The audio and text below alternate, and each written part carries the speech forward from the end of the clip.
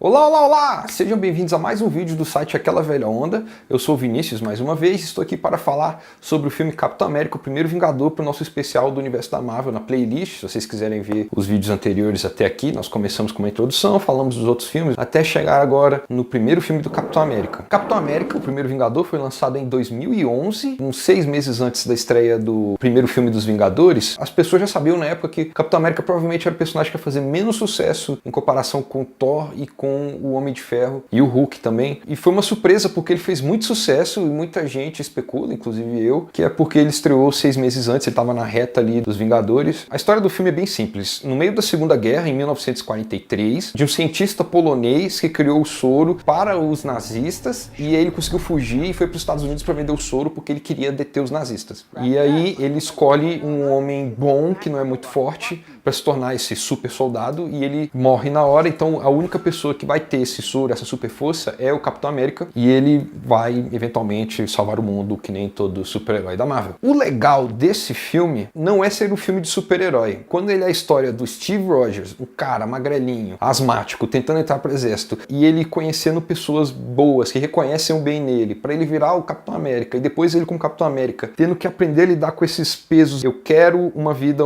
normal, com uma namorada, ao mesmo tempo eu quero ser um herói e ajudar a minha nação. O filme nunca tem um personagem explicando: ei, eu quero ser um herói, eu quero salvar vidas. Quer dizer, tem uma cena que ele fala isso. Só que a exposição dela faz sentido. Ele tá tentando se inscrever pro exército, ele é rejeitado, e o cara pergunta: Do you want to kill Nazis? I don't want to kill anyone. I don't like bullies. I don't care where they're from. E o que faz com que ele seja um personagem muito interessante, especialmente quando ele vai pro campo de batalha, tem um outro cara lá que é meio um concorrente babaca dele, é um personagemzinho que passa rápido pelo filme. Só que o filme explica isso muito rápido. Você vê ele sendo babaca com superiores, aí ele se dá mal com superiores, depois ele é babaca com o Steve Rogers, e mais uma vez, pra mostrar o quanto o Steve Rogers é uma pessoa boa, você não vê o Steve Rogers falando: vou fazer isso porque é o certo, porque eu tenho que salvar as pessoas. Não, eles fazem um teste com uma granada.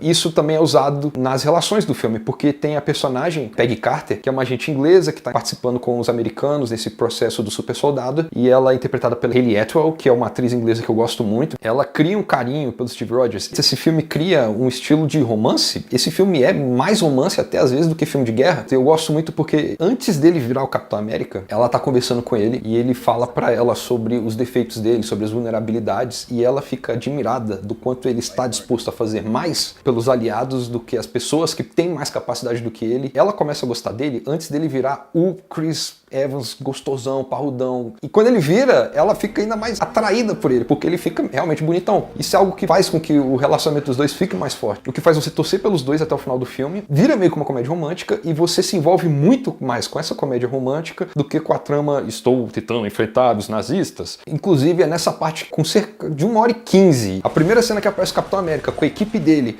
lutando contra nazistas é quando o filme começa a ficar mais lento, quando o interesse pela história fica bem mais fraco. O problema é que o Capitão América é um super soldado, e ele é tão melhor soldado que tantos inimigos quanto os colegas dele, que quando ele tá no campo de batalha, você simplesmente não sente nenhum perigo. Vem inimigo com tanque, ele explode tanques gigantes, tamanho de prédio, explosões engolfam ele sai do outro lado do fogo, porque ele é um super herói no meio de um contexto de humanos. Inclusive, falando sobre cenas de ação, eles não sabem retratar o poder do super-herói com as cenas de ação que estão sendo filmadas. Na hora de mostrar o Capitão América pulando por cima de uma cerca, ele mostra o Capitão América correndo, corta pro Capitão América por cima da cerca, corta pro Capitão América do outro lado parando. Então você não vê o Capitão América pulando por cima da cerca, você vê trechos que indicam que ele fez o pulo. Fica falso. Entre essas cenas de ação acontece a morte do Bucky Barnes, que é o melhor amigo do Capitão América, e ela não tem peso porque o Bucky aparece no começo ali, ele é amigo do Capitão América, mas ele parece que é um cara que não tá apoiando muito ele. Depois que ele salva o Bucky, e aí, tipo, 20 minutos depois o Bucky morre. A gente não se importa muito com a relação dele com o Capitão, e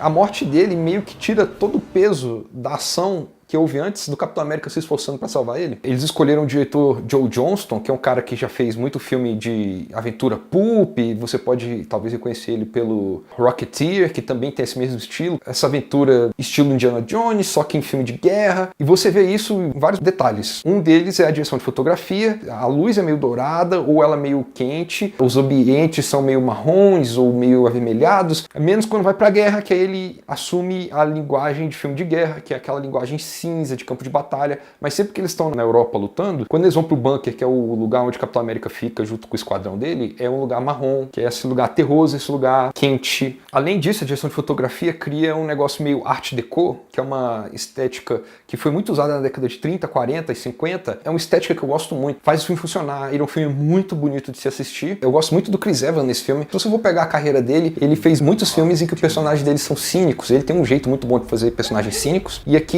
ele consegue passar essa inocência de alguém que acredita, é tímido, humilde, frágil, vulnerável. Tommy Lee Jones, pra mim, ele rouba a cena porque ele faz um personagem que tem um peso de um coronel de guerra preocupado em vencer a guerra, que sente o peso de mandar cartas pras pessoas, avisando que os filhos, os parentes morreram, e ao mesmo tempo ele não consegue não fazer piada porque ele tá tentando extravasar esses momentos tensos. É uma coisa ótima que o Tommy Lee Jones sabe fazer muito bem, ele sabe ser escrachado de forma séria. Nós temos Hugo Weaving como Caveira Vermelha, o personagem dele é meio bobo, ele tem os mesmos poderes do Capitão América, então ele não tem tanto confronto assim, não tem muito conflito físico pro Capitão América, só que ele funciona muito bem porque o Hugo Weaving é um ótimo ator, e tem uma cena maravilhosa em que ele vai matar alguns oficiais nazistas, aí ele faz uma contadinha rápida assim, ele demonstra muita coisa com esse pequeno detalhe na interpretação dele. Esse filme seria extraordinário se ele não fosse o fato de que a parte de ação e de super-herói dele fosse tão fraca. Porém, como história, ele é muito interessante, ele é envolvente até chegar nos últimos 40 minutos em que ele dá uma freada e perde a qualidade. Eu sou obrigado a colocar ele na linha ali de bom, porque ele chega no momento que ele tá ótimo e aí ele despenca, só que ainda assim não estraga o que veio antes. Ele tá no mesmo nível do Incrível Hulk, abaixo do Thor, abaixo do Homem de Ferro. Esse filme se passa em 1943, é o primeiro filme na linha cronológica da Marvel, e aí bem no finalzinho do filme tem uma cena que vai pra 2012 depois de tudo que aconteceu, que é quando vai começar os Vingadores. Então eu não vou contar esse filme como acontecendo em 2012, porque o 2012 dele já é meio uma ligação pros Vingadores. A história mesmo é de 1943 pra 1945, mais ou menos. Logo no começo do filme, o Caveira Vermelha vai pra Noruega pra recuperar o Tesseract, que a gente vai descobrir lá na frente que é uma das pedras do infinito. Ele tá na Noruega porque ele era uma pedra que tava no tesouro de Odin, ou seja, ligação com o Thor. Nesse filme nós temos também a Hydra, foi criada na Segunda Guerra como um departamento de a divisão científica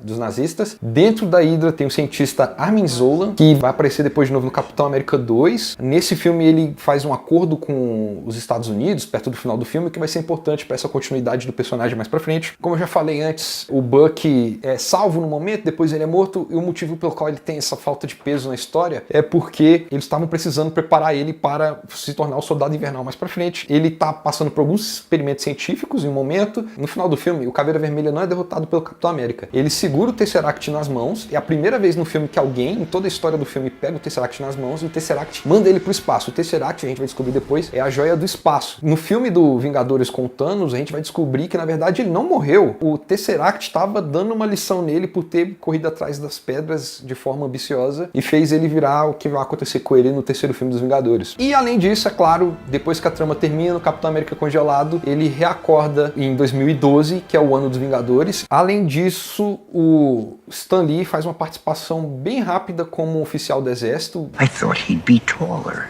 É bem pontual, ele faz um comentáriozinho. E, gente, esse foi o nosso episódio sobre o Capitão América. O nosso próximo filme é Os Vingadores. Eu espero que vocês estejam aqui daqui a 2 semanas e espero que vocês tenham gostado desse vídeo. Até mais!